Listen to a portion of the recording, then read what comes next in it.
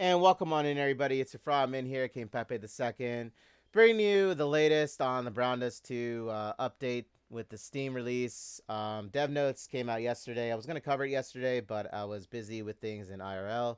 So let's hop into it. Like, subscribe if you enjoy the content. Any comments down below? I'd love to hear your thoughts on the matter with this new update on it. And follow me on my socials. And with that being said, let's hit it. Okay, so devs just released a dev note yesterday that I ended up reading this morning. I woke up very early because I wanted to cover this. I'm pretty sure you guys have already seen a lot of what's been going on, but I wanted to do my part. Normally, I never really involve myself with drama or anything like that, just because it's a headache. And yeah, so but the thing is, Brown Nest 2 for me is an exceptionally well done game, and I really do have a lot of fun playing it, streaming it, doing content on it over my YouTube channel. So I wanted to do another video, updating and talking about a little bit more in depth with the situation.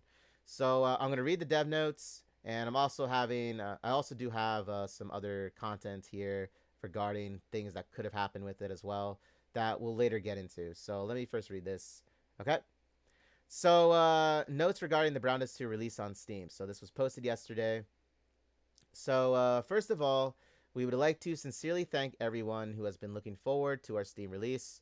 We have been preparing for a Steam launch for a long time, but during coordination with the platform's policy requirements, we encountered an issue that cannot be reasonably resolved with the current version of the game. After extensive internal discussion, we have decided not to proceed with a Steam release. We deeply regret disappointing all of you who were waiting and cheering us on. We considered multiple options to make the release possible, but in order to preserve the game's core direction and overall quality, we came to the conclusion that making the necessary adjustments at this time would not be appropriate.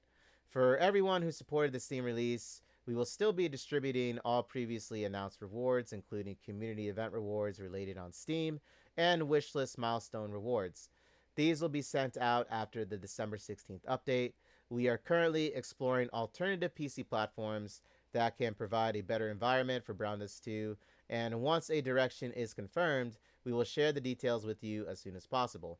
We sincerely apologize for not being able to meet your expectations this time, and we will do our best to repay your support with a more stable and satisfying service. Thank you. Okay. So, right off the bat, what I gathered from reading this the first time around was that Steam wanted the Brown Dust 2's devs to basically just either censor their game, or to basically release a version of it that catered towards Steam's, like, overall look on how the game is going to be, right? And then the devs said, no, we do not want that. Okay, we want to still maintain our direction and our vision of the game along with all the other players in the community, and they could not reach an agreement. So that's basically where I got, what I got out of this. And in all honesty, I'll say that Brown Dust 2's release on Steam, is actually not something that I fully supported. The reason being is because of this. Okay, hear me out. The reason was because I already had an issue with, like, when they first announced this being released on Steam. I had a lot of doubts, just because of the fact that with everything that's been going on with Steam, which I'm sure a lot of us already know, when it comes to animated related anything, and even remakes of certain games that end up getting censored, you know, because it shows like what, an underboob or something, right? Um, it's ridiculous, right? And so that's why I was saying, like way back then when they made that live stream announcement, right back in October, I was like, yeah, I am not sure this is gonna work well. And then later down the line, when they reached like 200K on their wish list, I started to actually feel a little bit positive then with their release. I thought it was gonna be successful. I was like, you know what? I think they're actually gonna do it. And then literally the day after I said that, when I was streaming the game on Twitch, right, this happened. And so this is why I say, the devs defending their own game and not catering towards changing anything with it, I'm very happy with them. I'm very proud of the fact that the devs are not going to bend the knee, so to say, to a corporation that just doesn't give a damn with a lot of things, with how, mature rated games are supposed to be looked at and consumed, so to say. Because, like, you see a lot of them just get outright just, taken off the store entirely, right? Or heavily censored in some degree, with some even light fan service games that happen to do the same thing with theirs, with their content, right? So I'm happy that the devs chose not to put it on Steam. That's my reasoning behind why I'm saying this. Now, if we look at this a little further in detail, which I'm now going to bring up, let's go to the Reddit, um, you know, uh, comments that I was reading as well. I'll read a little bit about this. Now, I'm just reading what was stated with this because I did a little digging, into further with how this could have been as well. So let me read it, okay? It was canceled because they violated Steam's rules on manipulation of mechanics that affect the algorithms. Blue Archive by Nexon was canceled because of their review events. Brown 2 has a wishlist event with rewards for players to wishlist Brown 2 on Steam. What should have been done was to have a countdown event on Brown 2 and Steam version only rewards events on release week. They absolutely cannot ask their players to engage in any activities that affect Steam's algorithm systems that affect how the game is recommended to newer players. Plus, considering the game's reputation, and then they have in parentheses here aforementioned lollies, I think Steam doesn't like that it's being recommended to its wider audience. Most of its NSFW games don't enjoy the degree of activity that Brown 2 and Blue Archives introduced with their events. And now this is the screenshot that they have of the wishlist manipulation, I guess, policy here. While Valve does not explicitly list wishlist manipulation with the same level of detail as review manipulation, the general rules against disrupting, damaging, or manipulating Steam or engaging in quotes fraud cover attempts to artificially inflate wishlist numbers for the purpose of abusing the system. It is uncommon, or not uncommon, it is common and permissible for developers to ask demo players to wishlist their game through in-game prompts or at the end of the demo. As this is considered an acceptable marketing practice, Valve and the developer both benefit from, and this says legitimate interest if you can't read that. And then, however, creating fake accounts using bots or offering rewards specifically for adding a game to a wish list would be treated as a violation under the general anti-manipulation rules. And then they have underneath here consequences. Okay, so taking this in, guys, and let me read a little further down here real quick, and then I'll say it again, what I want to say.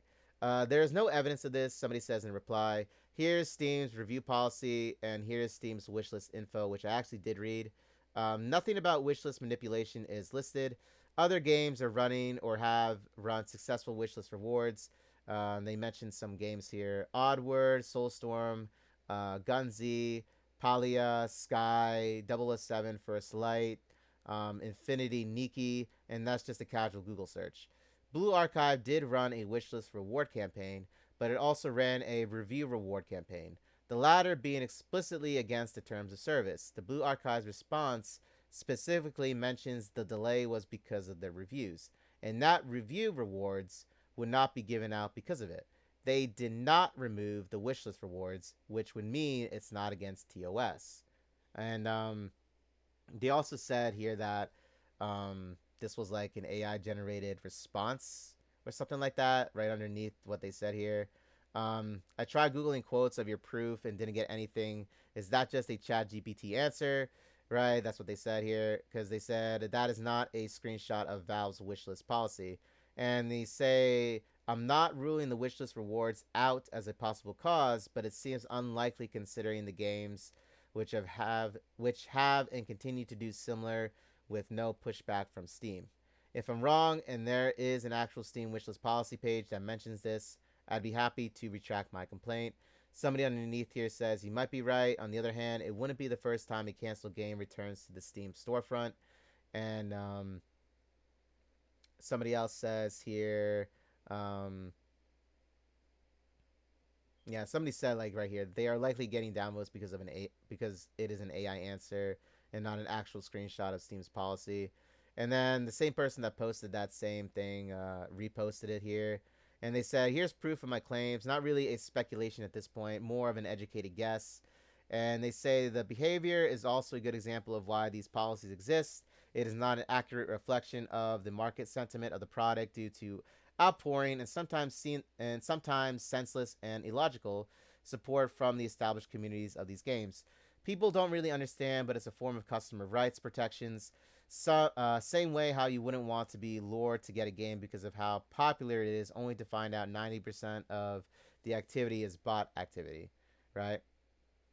And then somebody else says down here, I can tell you from experience that you can put any game on Steam Store, but as soon as you try to make it public, they start reviewing. But obviously, it may take a few weeks until your game is reviewed because there's an insane amount of games released every single day, basically. That's what they said, right? Um, and then somebody else here said, I don't think it'll destroy the momentum for the anniversary, but might affect the future. The past 4 months haven't been good. The game has bled lots of players due to a complete lack of content, plus gameplay getting stale. So besides the anniversary, they need something huge to recuperate what was lost and climb back out of this pit. Something like this Steam release, I sincerely hope the existing Steam page will get reinstated in some way. Um, and somebody said it would hurt the rate of growth for sure. The game will still get new players without Steam, just not as many. So reading a lot of this too, and like I said, if we're gonna go back up here, and I did click on this by the way that this person sent. I actually read a lot of this by the way, and it actually doesn't once mention anything about or even talking about anything with wishlist rewards or anything with manipulation in it. Like I actually did read all this, and I didn't see anything. Um, so I'm not entirely sure if like where they got that, screenshot from, or what site they went to. But if there is a site that does actually state wishlisting rewards being against TOS, then tell me about it in the comments below. Then I'll gladly look it up and talk about it more even. But as of right now, there's nothing really that I can see that with this in it. I'm not saying that this isn't true, but I just couldn't find it. Maybe I didn't do enough digging. I don't know. I just couldn't find it myself with this. But going back now to the entire thing with Steam and that actually being, a way of marketing the game more.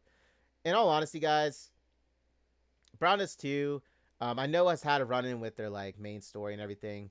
Okay, but like as for the popularity of it, I don't think that this not being on Steam is going to affect people actually gaining them Brownless 2 gaining a new traction of new followers and new players, because the game has already been marketed enough as it is, and I still think that's a very good thing. If you even look at their merchandise and from the past, and also their merchandise even now, like believe me guys, they're doing very well for themselves, and I doubt that they're actually gonna be really affected by not having a Steam release. I don't think they're gonna be affected by it. you know there's a PC client that you can legit download on their official website, like right over here. It's very easy to do. I've had no issues with it. You shouldn't have any issues with it either. I've been using this since last year. But yeah, so out of everything right now, just in forum discussing it, what other possibilities, I even talked about it in my previous video. The thing with the entire Lolly, characters, which are really only three of them, Rafithia, Rue, and Sonia, right? I mean, the thing is, and even if you go back into the live streams for November and October, and I believe it was even when they were discussing the debut of Sonya, the devs even said, that they didn't want anybody to take, it inappropriately with Sonya. They even said that, guys. Okay. The one thing that I could see if like anything had to do with the content in it portraying like the lolly variety would have been Rafithia's bridal cutscene. But see, a lot of this stems from people over analyzing or just not doing enough digging and realizing that you can actually just not have the skill cutscene play, right? And I can even show you too as well just to prove it. I know my girl Eclipse here, right? My girl Eclipse. Okay, so if we go to the graphics settings, right, and the skill cutscenes and the silhouette mode, there's legit two ways that you can legit just turn it off, right? And it doesn't make it a big deal. Okay, so if you really wanted to, you can legit turn off the skill cutscenes, only play it for new skills or play once a day, which is what I do, right? You can put it into silhouette mode, which literally turns everything into just a black shadow, right? So like there are ways of doing this. It's just that I feel people just don't look into it and they just target something without, you know, digging to see if there are any safeguards for it because they want to cause drama, right? So there are ways of doing this, guys. It's really simple, and like I said, it's really only one skill cutscene for for Rafithia. Ruse are more along the lines of just being cute. That's really it, and there's nothing actually, you know, putting her into a bad light. Same thing with Sonya. Sonya's is actually supposed to be, you know, cutesy, but nothing else. It's literally very like tame. It literally is. Nothing wrong with it. Um, but like I said, if people have issues with like just something in general, you either just don't consume it, or you just try and find a way, like for example here, where you can just prevent it from being seen, and then move on with life. It's very easy to do. I know, but also now going back to oh yeah, I forgot about this. But going back to now that thing with the wishlist manipulation. So in all honesty, I know for a fact that the devs would never do such a thing. If you look back on a lot of their content from the past, they've been very generous with a lot of their reward systems, and they never really had issues with that being, a thing for any reason. I mean, they're literally one of the like Brownless 2 is actually one of the most generous when it comes to gift giving and reward systems I've ever seen another game do. I'm saying this because it's not because I do content on it and because I love the game a lot. It's because it's true.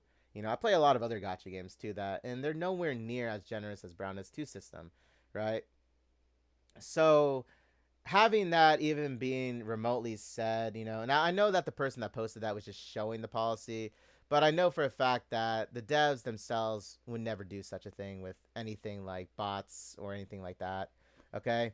They want players to enjoy the game fully. They want them to have fun. They don't want players to worry about not having enough of this or that, to not roll for a character that they love or want to have in their collection.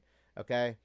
And you can even go back so far as when it came to the summer slash second anniversary that they had this year, right? And that alone, welcomed in and also helped out a lot of newer players because they more or less catered towards them, having those rewards and building up their supporters, and also having a fun time with the newer debuts that were there. Wahamina, Zenith, Rafithia, right? So everybody won with that, right? With how it was.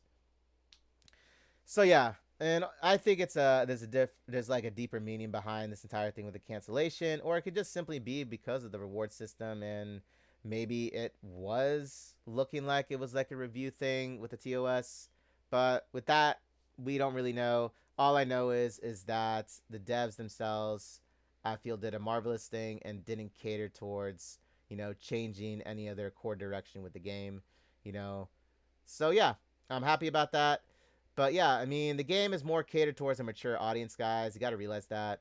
Okay, it's literally 18 plus. Like I said, you know, literally 18 plus. There's a reason for it. Anybody that sees that labeling should already know that like what they're about to get themselves into, more or less. Okay, so yeah, 90%, or I should say even 99% of these characters are actually older varieties. So like Zenith, Eclipse, you see on the screen here, they're literally older types, more mature types. So like, there's not an insane issue with showing like lolly type characters in the game. Okay, there literally isn't. So I just wanted to say that. And with that being said, I think that's what it's gonna do for this video. So I'd love to hear your thoughts on this. What do you guys think is the real reason behind it? Do you think it's ridiculous that like was so close to it being released, right? They just cancel it. Do you think they'll have a reestablishment of this being on Steam? I don't know. I just think that, download the game, or how I feel about it, just download the game from their official site. You'll get the rewards. You'll start a head start out being a newer player. You'll be able to go for the bunny girls here, right? Wahamina is the next plus free or plus 5 that you can get to for free now. right? So all in all, 2.5 is going to be very generous again with the reward system. Okay, so I'll catch you on the next. Stay safe, stay classy, and let's have a very nice and welcoming 2.5 anniversary. Let's support the devs. Okay, guys, let's support the devs with their with Brownness 2, and I'll catch you all in the next, guys. Take care.